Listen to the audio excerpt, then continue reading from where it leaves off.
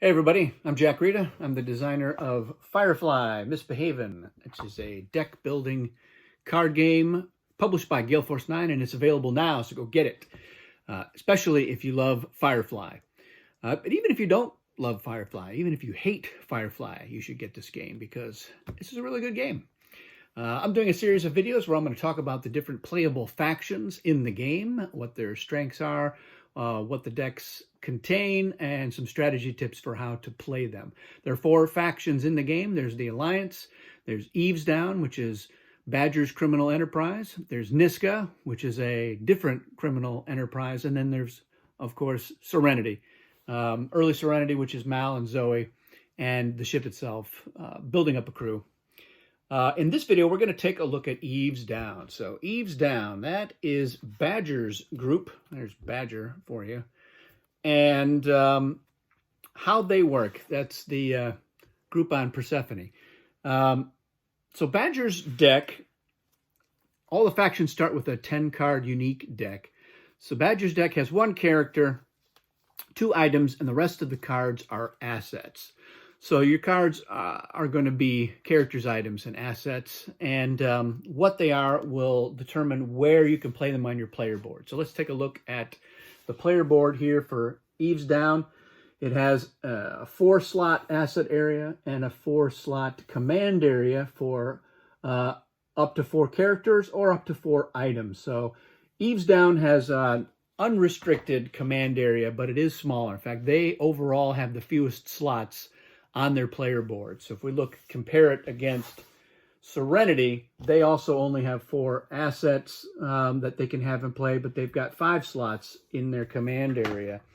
And if we look at the Alliance, has 5 slots in both, and Niska has more slots in their asset area, but only 4 in their command area. So that's how they compare that way. So let's take a look at what's in the deck and the abilities for the individual cards, and we'll talk about how to make this faction work for you. So as I mentioned, they've got 1 character, and that character is Badger. So you can see here, Badger has 2 power, 2 influence. He's got the deal attribute, so you can use him to make a deal, which is one of the ways you can spend your activation on your turn.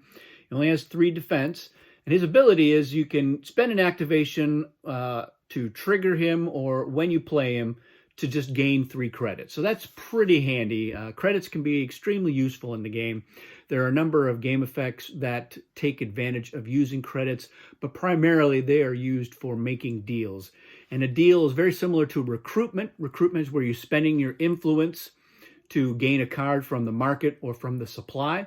The market has 3 sets of cards in play, cards from the core, from the border, and from the rim. And those cards are all pretty much unique.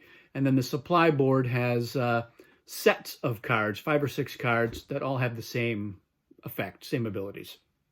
And so making a deal means that you spend your activation using a card with the deal attribute, and then you can also spend credits as influence.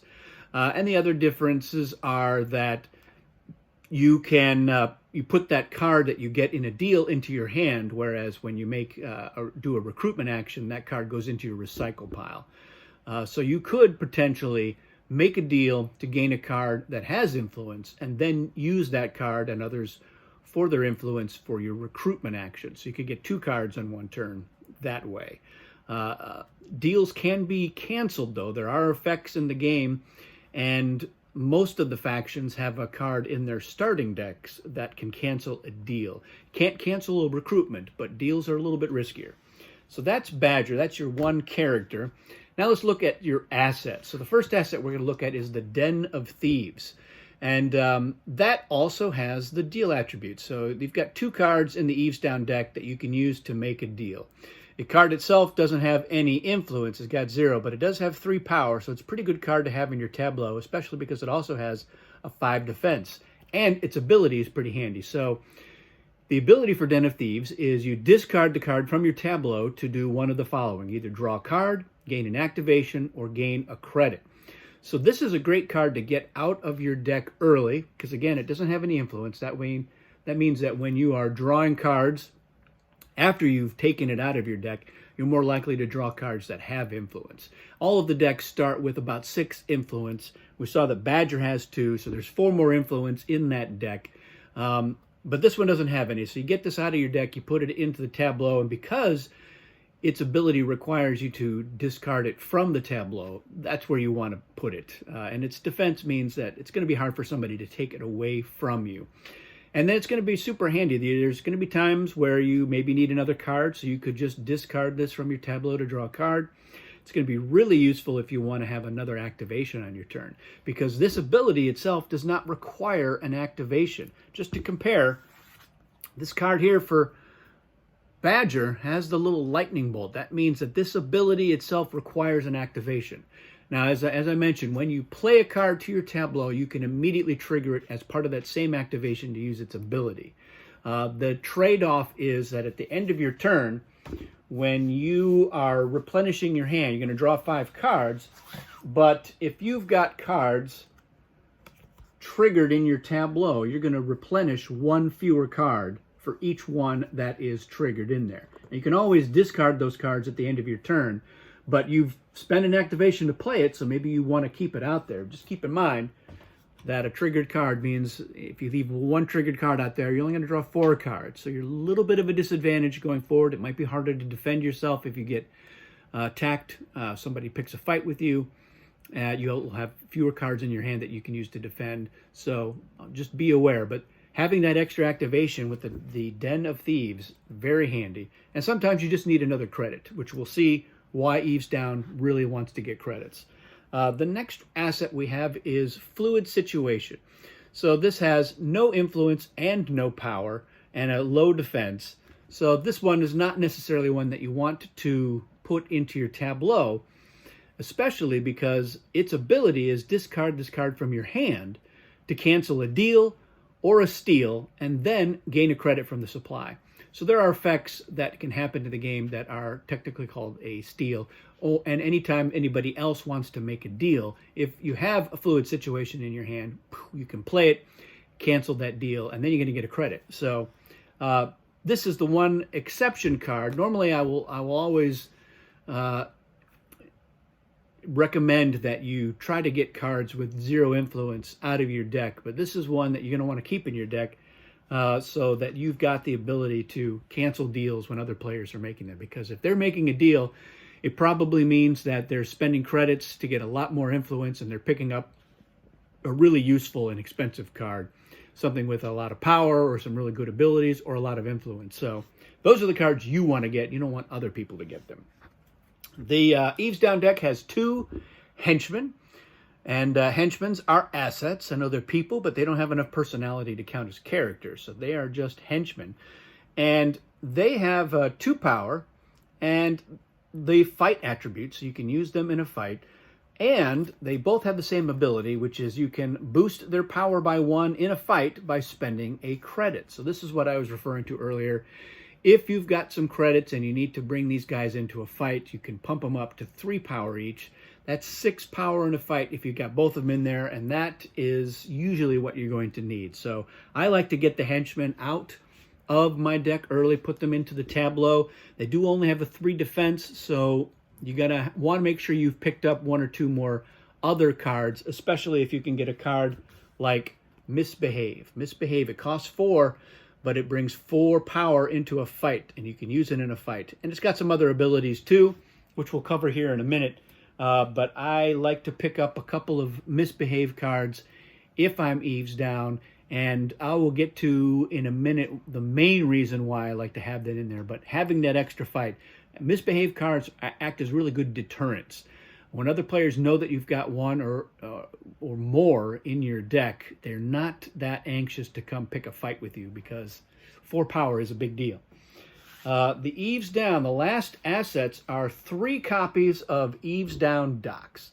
So these all have 1 influence. They got 2 power and 4 defense, and they all have the same ability. When you use an activation on the ability for this card, it lets you draw a card from your deck, and then it gives you another activation. So one of the things you can do is you can play this card down into your tableau and trigger it immediately, draw a card from your deck, and then you've got another activation. And you can use this to optimize what it is that you're getting out of your deck. There may be a specific card that you're trying to get to, maybe Badger, for instance, or some other card with a lot of fight. And I've seen people, they play this one and trigger it, then they play the next one and trigger it, and then they play the next one and trigger it, and they still have an activation after doing that because each one gives you an activation.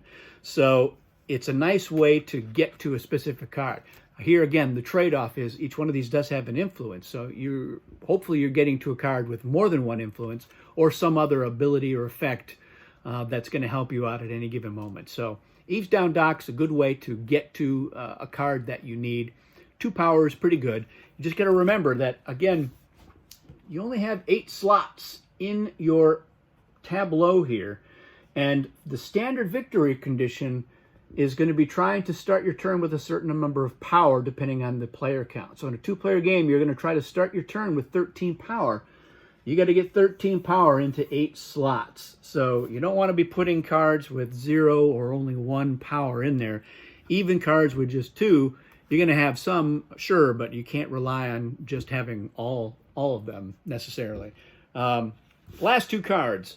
We've got the Eavesdown Runner. This is kind of like a digital newsletter that no influence, only 1 power, 2 defense. So not a great card to have in your tableau. But its ability is you spend an activation, you can look at the top card of any player's deck, put it back or discard it. So there's definitely going to be times where that might be useful. You want to know if somebody is going to be able to get to a certain card or what they've got going on in their deck. Whether or not you use this is really going to depend on the situation. So it's going to be very situational for that one. But this brings us to the last card. Very fine hat.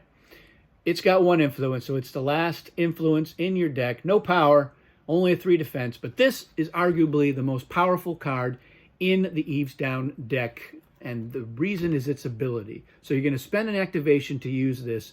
You discard it from your tableau. So it either has to start in the tableau and you use your activation, or you'll play it, use it, and then discard it immediately. And then you also discard a supply card from your hand and then add its cost to your influence pool. So what does that mean? Well, supply cards, again, these are the cards where they're in sets. So there are 6 shinies that are going to be in the game, and if you've got Misbehavin in the game, for instance, there will be 5 of those. And there are a number of different kinds of supply cards. There's Palaver, and there's Negotiation, and there's the maneuvers like Full Burn and Crazy Ivan. And they'll have different costs, and not all of them will be in the game, but you'll always have shiny, but you'll have a mix of the other ones. But if you've got one of these cards, let's say that you've got Misbehave in your hand. You have just used Very Fine Hat. You played it. You triggered its ability. You discarded it. Then you discard a Misbehave, and you're adding its cost to your influence pool. That means you now have 4 influence that you can use. And if you've also got, let's say you've got Badger in your hand at that time, or he's in your tableau, you can move him to the display area. And that's 2 more influence, and maybe some of the Eavesdown Docks or some other cards with influence. And now you can afford something really expensive. At a minimum, you discard the Misbehave, and you can afford another Misbehave. So this is a great way to get them, because when you discard these, they just go into your recycle. Normally, when you play supply cards, they return to the supply. So you play a Misbehave in a fight. Once that fight's resolved, this Misbehave card goes back to the supply for somebody to buy. You play a shiny, for instance, you can get it for its 2 influence or use it to get credits, but then it returns to the supply. But by discarding it, it stays in your deck and you can use it later on. Some of the other abilities in Misbehave are steal 3 credits from a player. So that is a steal action right there. So somebody tries to steal credits from you, you've got the fluid situation, which you can use to cancel that steal, and then you get a credit. The other thing that you can use a Misbehave for is to cancel a deal or cancel an effect that cancels a deal. So it's kind of like an uncancel.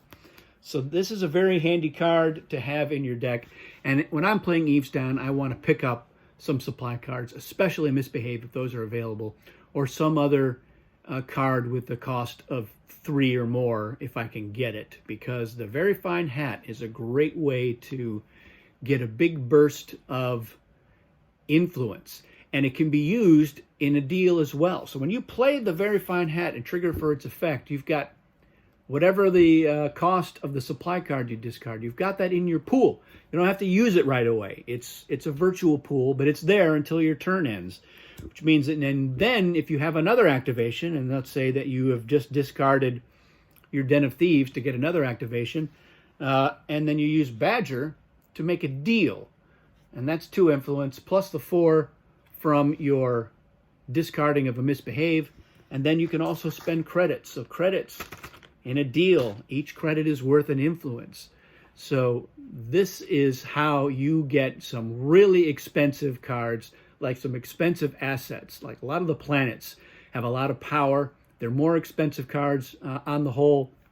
So the cost of a card is also its defense. So if you've got an expensive card, you've got a card with a 6 or 7 or 8 cost, and you get that into your tableau, it has a defense of 6 or 7 or 8. And then you don't need as much power from your fight cards to defend yourself. So that's really the key to that. The other thing that we're going to talk about with Eavesdown are verse tokens. Now, verse tokens are a critical part of the game. And I've got, here we go, I've got a baggie with the 6 Eavesdown verse tokens. So this is what they look like. They got your little Eavesdown logo on there, a Very Fine Hat. You start the game with 1, and then you can earn up to a total of 6, and then spend them. Now, each faction has a unique way that they're going to earn those verse tokens, and it's explained at the very top of the card here, your little reference. The back of the reference tells you what you can do on your turn, your different actions, how to use your activations, and how to conduct a fight. But this side shows you what you need to do to earn a verse token on your turn. So for Eavesdown, they need to have at least 2 untriggered characters in their tableau, and then at least 2 assets in their tableau. So again, untriggered, that means that if the card has been used, it's triggered. And if you've got 2 characters, they need to have not been triggered, or at least not yet, because you can do these actions in any order. So if you want to earn your verse as your first thing, your cards will all reset, so you'll have untriggered cards in your tableau. Eavesdown has the hardest time earning verse tokens at the start of the game, and that is because they only have 1 character in their starting deck, and that's Badger. So you need to pick up another character and get them into play in your tableau. And if you will remember, Badger only has a 3 defense. So I actually don't like to rely on putting Badger in my tableau either. I tend to try to pick up at least 2 characters.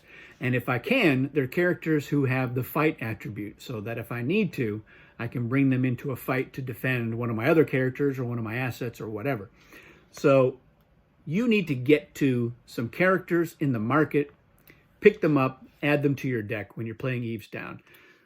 Then you'll need to have a turn where you've got 2 of them in your tableau, untriggered, and then at least 2 assets. The assets can be triggered, that doesn't matter, but they have to be in the tableau. Once you've gotten 2 characters and 2 assets in your tableau, then Eavesdown has the easiest time earning verse tokens, because every turn, they don't have to do anything. They fulfilled the requirements, so they're just going to earn another token. The other factions, they only need to have 1 untriggered character in their tableau, but then they also need to discard stuff. And it's a little different from each faction. So for Serenity, they've got to discard 4 power across however many cards it takes. Could be 1 card, could be 2, could be 4. So having to discard those cards is kind of a big deal. Eavesdown doesn't have to discard anything. So once you get those things into play, then you can start to earn the tokens. What do you use the verse tokens for? Well, the bottom of this card tells you what Eavesdown can do. So again, this is going to be slightly different for each faction, but for them, they can spend 3 verse tokens to get another activation. So that would let them play 2 cards on a turn, or play a card and pick a fight, or use a card's ability and play a card or pick a fight, or make 2 deals or whatever, however you want to use those activations. Being able to do 2 of those on a turn is a big deal. And if you've got a couple of really expensive assets, when you're trying to go for the win, you want to be able to boom, boom, play 2 of them at the same time. And that way, it's going to be harder for somebody to take away enough power from your total power in your tableau in order to prevent the win. So And if you've got all 6 of your verse tokens as Eavesdown, you could spend all 6 of them for 2 extra activations and maybe play 3 cards. So that's a big deal, but you do have to set yourself up so that you can earn those things. The other way that you can earn them is by winning fights. And there are a couple of other effects in the game that can give you verse tokens, but winning fights and just earning them the way that you explained on your reference card, that's primarily how you're going to get them. So some of the other ways that you can do that, you can spend 2 verse tokens to reset a card. Reset, that means that when you've got a card and you've triggered it for its ability, so let's say you've got Badger in here, you've used him, his ability, but you want to be able to draw 5 cards on your turn, or you want to be able to use Badger for some other thing, like spend him for his influence, you would need to reset the card. Normally you have to wait until the start of your next turn, cards will all reset, but Eavesdown can spend 2 verse tokens to reset a card. So that there might be times that that's really what you need to do. The other thing that they can do is they can spend 1 verse token to steal 2 credits from anywhere. So that's 2 credits from another player or just 2 credits from the supply. And that can be a big deal too. See somebody stockpiling credits, you know they're going to be going for making a deal soon for something expensive. Or just the way that Eavesdown's 2 henchmen can be beefed up by spending credits. Niska has 2 mercenaries that similarly can be beefed up by spending credits. So you may want to steal a couple of credits from Niska right before you pick a fight with him, or right when he starts to pick a fight with you before he can punch up his mercenaries. And then the last 2 things are 2 things that everybody can do. One is to retain, the other is to replay a maneuver. Retain is after you make a deal or pick a fight, cards in your display area, if there's supply cards, they'll return to the supply. And the other cards, once the full effect has been resolved, they'll go to your recycle. But you can spend verse tokens to retain some of those cards that would have gone to your recycle. Each verse token lets you retain a card by putting it back in your hand. That's important after a fight. If you're thinking somebody else might also try to pick a fight with you, and now all of your good fight cards are going to get discarded. They'll be out of your hand. They may also be, if you've been attacked on someone else's turn and you spend a lot of cards from your hand, you're going to be starting your turn with a smaller hand, fewer cards, and less than you can do. So you may want to spend those verse tokens to retain those cards so that you've got their influence or their abilities or whatever it is that you need. You can do this after a deal as well. So especially because, as you remember, when you make a deal and get a card, that card goes into your hand. If you haven't done your recruitment action and you've picked up a card with influence, you could use that card for its influence. And if you spend tokens to retain, you can use other cards with influence to then do a recruitment action. And then maneuvers are cards from the supply that you can play, and playing them does not cost an activation. So things like Full Burn, Crazy Ivan, Fai Wu, those are all maneuvers. Now, a lot of the maneuvers require you to have a ship. Eavesdown's deck does not start with a ship. Only the Alliance and Serenity start with the ship in their first 10 cards. So in addition to picking up supply cards and picking up characters, the other thing that I look for when I'm playing Eavesdown is to get a ship. It's nice to have a ship. You can get those supply cards and use them in conjunction with your very fine hat, but it's also nice to be able to play a maneuver every once in a while. And whenever you have verse tokens and you play a maneuver, you can spend a verse token to replay that maneuver card before it returns to the supply. And you can do that as many times as you have verse tokens for some amazing and powerful effects. So those are the things that I try to look for when I'm playing Eavesdown.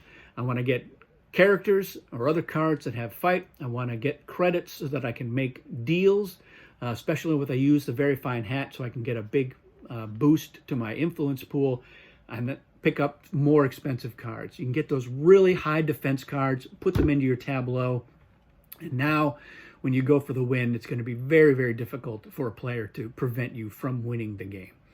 That's basically it for Eavesdown. They're a lot of fun to play. They're one of the probably the most underrated faction in the game.